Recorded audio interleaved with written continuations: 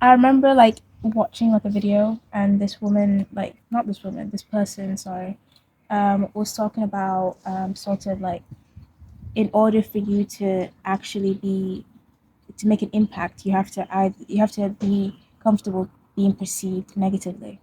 So they made the analogy of light. So like a very strong light, for example, some people may be captivated towards it and will love it. Others may be kind of feeling like it's a nuisance, it's bad for their eyes. But a dim light is comfortable for everyone. And so it doesn't really make an impact. People walk around and it's helpful for people, but it's not necessarily loved. It is just comfort, if you get what I'm trying to say.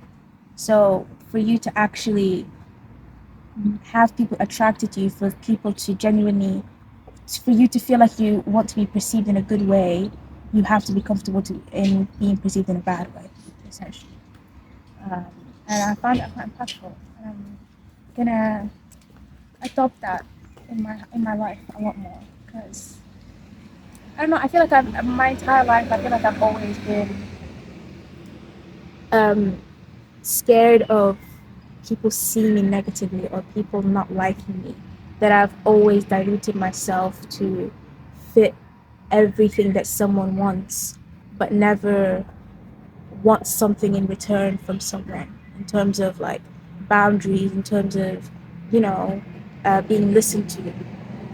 So I'm trying to stop that. And it's quite hard because you don't want to necessarily not be liked. And even in the beginning, people will actually not like you. Quite hard to like accept, I guess. But yeah, this is very like this is really out of my comfort zone, but I love it. Like low key, I'm like someone perceive me. Someone yeah. Like rejection therapy. Rejection therapy. I want someone to find me weird right now.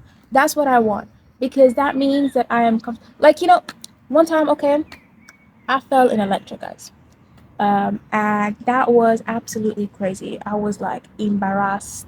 Okay, it was a lecture with two different courses in one, like 400 people, and I had like charms in my bag so you could hear it.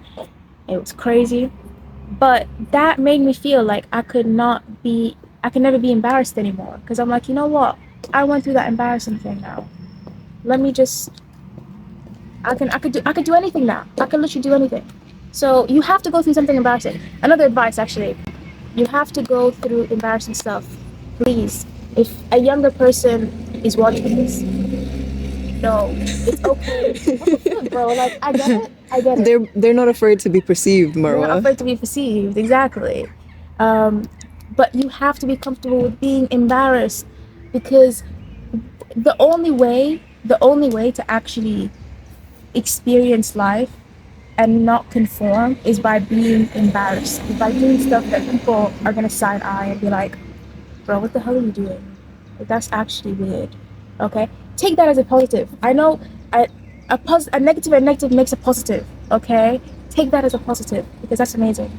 So the two parts of advice that you've given so far is don't be afraid to be perceived, especially negatively, because you're not going to make a difference if you're not being perceived at all. Yeah. And the second part of your advice is don't be afraid to be embarrassed because that's part Yeah. of learning and part of life. Yeah.